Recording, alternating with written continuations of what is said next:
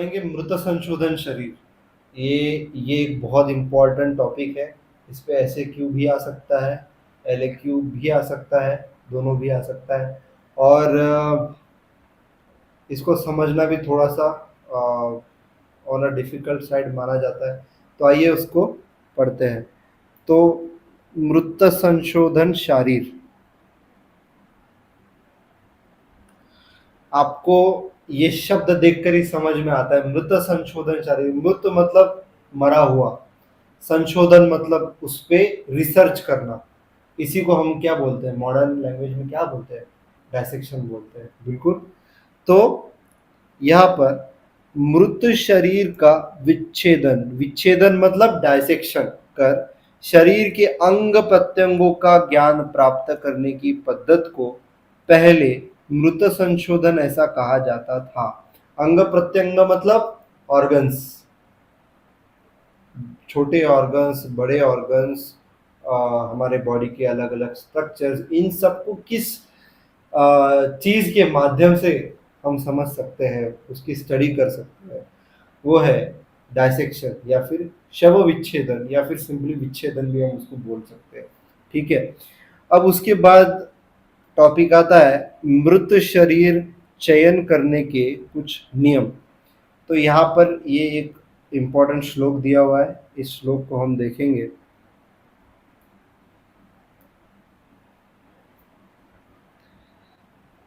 तस्मात् समस्तगात्रम अविशोपहतम दीर्घव्याधि पीड़ितम अवर्षम शतिकम निसृष्टांत्र पुरुषम पुरुषम। तो ये श्लोक है, फिर से एक बार हम रिपीट कर देते हैं। तस्मात् समस्त गात्रम अविशोपहतम दीर्घव्याधि पीड़ितम अवर्ष शतिकम निसृष्टांत्र पुरुषम पुरुषम। अब ये भी श्लोक इंपॉर्टेंट है, इसको आपको लर्न करना होगा। तो अब इसको समझेंगे हम, इसका क्या अर्थ है ये हम समझेंगे। तो इसको हम पार्ट बाय पार्ट पढ़ेंगे। ठीक है, पार्ट बाय पार्ट पढ़ेंगे। तो ये पहला आता है समस्त गात्रम, ये आप देख सकते हैं, तस्मात् समस्त गात्रम। तो समस्त गात्रम का क्या अर्थ है, सर्व अंग प्रत्यंग युक्त, मतलब ऐसा शरीर जिसमें सारे अंग प्रत्यंग अच्छे से मौजूद हो, कोई भी चीज पहले से कटी हुई टूटी हुई ऐसी नहीं होनी चाहिए। ठीक है। अब उसके बाद अब ये देख लेते हैं। उसके पहले हम ये देखिए, यहाँ पे कुछ वेस्टर्न साइंटिस्ट है, ये डायसेक्शन कर रही है। फोटो मैंने इसलिए डाला था कि आपको अच्छे से इमेजिन हो। अब आप आपने शायद कॉलेज में किया होगा या फिर आपको आएगा डायसेक्शन, तो डायसेक्शन करने में बहुत मज़ा आती है। तो यही पिक्चर डायसेक्शन को डिपिक्ट करता है। तो आपने देख लिया होगा पिक्चर यहाँ पर, तो आगे बढ़ जाते हैं जल्दी से। उसके बाद में आपने श्लोक में पढ़ा होगा, एक बुक आप साथ में रख सकते हैं टैली करने के लिए। ठीक है। अविशोपहतम, बहुत सिंपल सी चीज, व्यक्ति की विष बाधा से मृत्यु ना हुई हो, विष की बाधा उसको नहीं होनी चाहिए। ठीक है। अदीर्घ व्याधि पीड़ितम, मृत्यु पूर्व दीर्घ काल से वह व्यक्ति व्याधि पीड़ित नहीं होना चाहिए।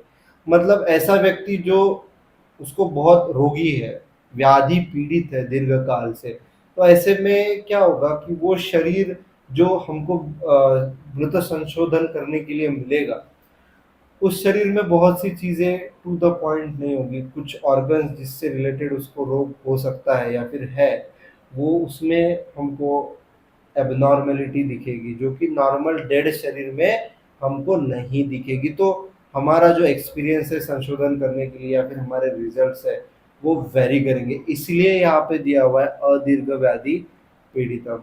उसके बाद अवर्ष शतिकम, मतलब 100 वर्ष के व्यक्ति का नहीं होना चाहिए। 100 वर्ष के व्यक्ति का क्यों नहीं होना चाहिए, क्योंकि 100 वर्ष की जो आयु जब इंसान पहुंच जाता है, उसका बहुत सारा धातु शोषण, पोषण नहीं, शोषण बोल रहा हूँ, धातु शोषण पहले ही हो चुका होता है, जिसकी वजह से हम अंग प्रत्यंग फैसिया ये सब चीजें अच्छे से नहीं देख पाते हैं।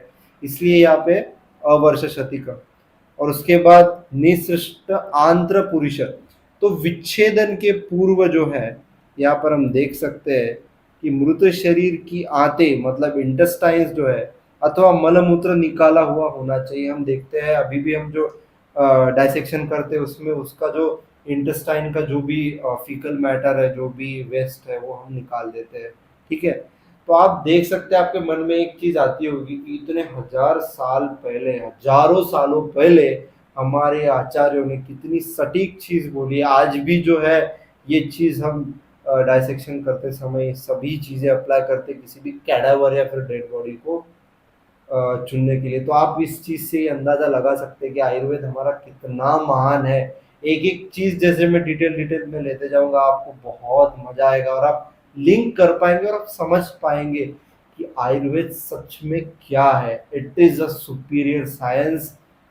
मतलब आई बेट इट, मतलब मैं ये चीज अनुभव कर रहा हूँ जो मैं जितने भी दिनों से पढ़ रहा हूँ आयुर्वेद। तो ये चीज मैंने बहुत अंदर से फील की है और यही चीज मैं आपको भी फील करवाना चाहता हूँ। तो चलिए आगे बढ़ जाते हैं। अब मृत संशोधन की पद्धत ये देखेंगे। मृत शरीर संशोधन की पद्धत क्या है, तो यहाँ पे दिया हुआ है तुमको जो है, क्या दिया हुआ है कि शव को पेड़ की खाल, घास, ताग एवं अन्य वनस्पति जन्य वस्तुओं से लिपट कर उसे अंधेरी जगह बहती नदी में डुबाकर रख दिया जाए। तो यहाँ पर इसका क्या अर्थ है कि उस जमाने में दिया हुआ है पंचमहाभूत व उनके विकार, इन सब के समुदाय से तैयार के पास जो भी संसाधन वाला थे, जो भी रिसोर्सेस संगठन थे, जिसमें चेतना धातु आत्मा अधिष्ठित है, उसे हम शरीर, जिससे कि वो शव विच्छेदन जीवित शरीर की बात है। और पहला शव विच्छेदन किसने किया, पहला ह्यूमन बॉडी डाइसेक्शन किसने किया, तो ये चीज आपको पता होनी चाहिए।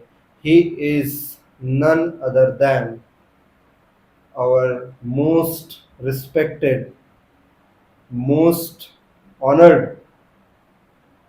He is also called as father of surgery. आधुनिक शस्त्र क्रिया शल्य कर्म के जो है पिता, जनक, फादर ऑफ सर्जरी आचार्य सुश्रुत, इन्होंने सबसे पहले मृत शरीर संशोधन या फिर डाइसेक्शन किया। ये आपको चीज पता होनी चाहिए। तो यहाँ पे उन्होंने बोला है कि शव को पेड़ की खाल, घास, ताग एवं अन्य वनस्पति जन्य वस्तुओं से लिपट कर उसे अंधेरी जगह जो बहती नदी होती है ना उसमें डुबाकर रख दिया जाए। ठीक है, उसके बाद शरीर के गलने के बाद अब क्या होगा, बहती नदी से जाएगा तो हम देखते हैं कि हम कभी भी आप अगर स्विमिंग पूल में गए होंगे तो हम जब पानी में जाते हैं तो हमारा जो स्किन है वो थोड़ा सा ऐसा नमी पकड़ लेता है। ठीक है, तो और अगर बहुत दिन तक कोई, हम तो लिविंग है वैसे भी, लेकिन कोई डेड बॉडी बहुत टाइम से अगर पानी में रहे तो वो पूरा नमी सोख लेती है एक प्रकार से। और यहाँ पर जो है शरीर गलने लगता है। तो जब गलने लगे शरीर तो उसको वापस लाकर जो है बाम्बू होते हैं ना, बाम्बू की खाल की मदद से उसकी त्वचा खरड़ कर निकाली जाती है। उसकी त्वचा निकाल, हम अभी कैसे हम वो फोर्सेप लेते हैं, अलग अलग टूल से उसको एक एक निकालते हैं, और बाम्बू की खाल से, क्योंकि वो आप समझिए ना कि जैसे कोई भी फ्रूट है, फॉर एग्जाम्पल मैं यहाँ पर बात कर लेता हूँ नारियल की। नारियल निकालने में कितना कठिन होता है, लेकिन जब हम उसको पानी में रखते हैं तो वही निकालना आसान, क्योंकि वो नमी पकड़ लेता है। उस तरह से जब हमारी बॉडी पानी में रहेगी ना, पानी नमी ऑब्जर्व करेगी, थोड़ा गलने लगेगा तो आसानी से स्किन निकलेगी। और इफेक्टिवली निकालने के लिए वो बाम्बू की खाल का इस्तेमाल करते थे।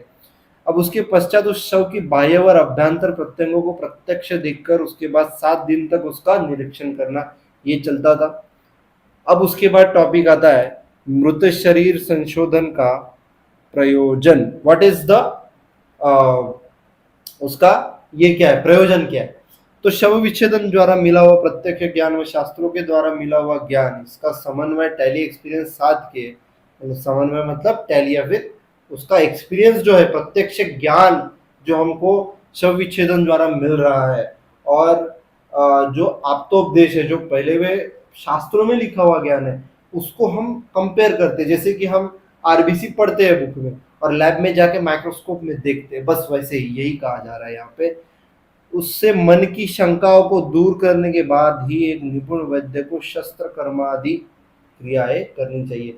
तो इसलिए कभी भी कोई अगर पीजी में अगर रचना शरीर लेगा, ठीक है, या फिर किसी को सर्जरी में जाना है या फिर एमबीबीएस में भी कोई सर्जरी करना चाहता है, तो उसको पीजी में, यूजी में तो सबको होता ही है, पीजी में उसको स्पेशली फिर से डायसेक्शन कराया जाता है। और क्योंकि उसको लिविंग बॉडी पे काम करना है ना, तो इसलिए देखो आचार्यों ने कितनी सूक्ष्म चीज यहाँ पर लिखी है कि जब तक तुम प्रैक्टिकली शरीर की जो है अवयव है, प्रत्यंग है, उनको स्टडी नहीं करोगे, तब तक तुम एक अच्छे सर्जन या फिर जो है अच्छे वैद्य, अच्छे डॉक्टर नहीं बन सकते, जो कि शस्त्र कर्म या फिर सर्जरी करने के लिए स्पेशलाइज्ड हो। इसलिए ये चीज बहुत ज्यादा इंपॉर्टेंट है, ठीक है। अब जो है यह करने से शरीर के हर अंग प्रत्यंग और अवयव का प्रत्यक्ष ज्ञान मिलने की वजह से इसका उपयोग शल्य चिकित्सा करते हुए होता है, वही चीज है। उसके बाद इससे अवयव अंग प्रत्यंग की विकृति समझने में भी मदद होती है, क्योंकि हम जब डायसेक्शन करेंगे तो डायसेक्शन करते हुए हमको शरीर की प्राकृत अवस्था दिखेगी, प्राकृत अवस्था मिलेगी। हम शरीर का जो नेचुरल स्ट्रक्चर है, जो बॉडी ऑर्गन्स है, अवयव है, उनका नेचुरल स्ट्रक्चर स्टडी करेंगे। इसलिए जब हम कोई एबनॉर्मल या फिर डिसीज्ड शरीर को देखेंगे तो हम टैली कर सकेंगे कि हाँ ये स्ट्रक्चर सही नहीं, यहाँ पे नहीं कंपेयर करेंगे, नहीं वो सही था, तो ये कोई रेफरेंस चाहिए ना, तो वही प्राकृत और नेचुरल शरीर एज अ रेफरेंस जो है हम यूज करते हैं।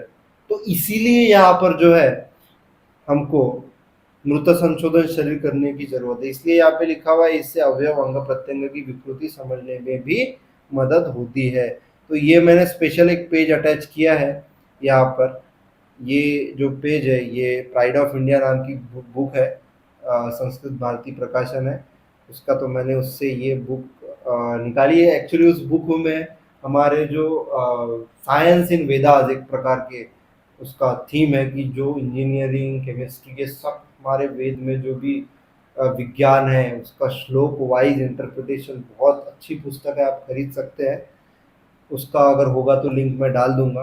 तो यहाँ पे उन्होंने वही श्लोक एक्सप्लेन किया है, देखो ये निसृष्टान्त पुरुषम पुरुषम, यही है वो श्लोक, आप देख सकते हैं। ये पूरा बहुत बड़ा श्लोक है, लेकिन हमारे लिए जो जितना इंपॉर्टेंट था हमने उतना ही दिया आपको दिखाने के लिए। आप देख सकते हैं यहाँ पर, ये पढ़ सकते हैं आप, वही चीज लिखी है हमने जो अभी बोला ना कि 7 दिनों तक ये करना वो करना, नदी में रखना, सब वही दिया है। तो आप फोटो देख सकते हैं, ये शरीर है उसको इन्होंने नदी में रखा है, और डायसेक्शन के बाद ये शरीर दिख रहा है, जिसमें आफ्टर डायसेक्शन, देखो यहाँ पर बहुत अच्छी बात है, ये समझने जैसी बात है कि आफ्टर डायसेक्शन, डायसेक्शन के बाद यहाँ पर आपको दिख रहा है कि सारी जो स्किन है, जो त्वचा है, वो निकल चुकी है यहाँ से। आप यहाँ पर फेशिया देख सकते हैं, मसल्स, फेशिया भी कुछ कुछ जगह पे है, बाकी तो मसल्स ही दिख रहे हैं, कुछ वाइट वाइट स्ट्रक्चर्स भी दिख रहे हैं। तो ये है बॉडी आफ्टर डायसेक्शन, ठीक है, आप ये पढ़ सकते हैं।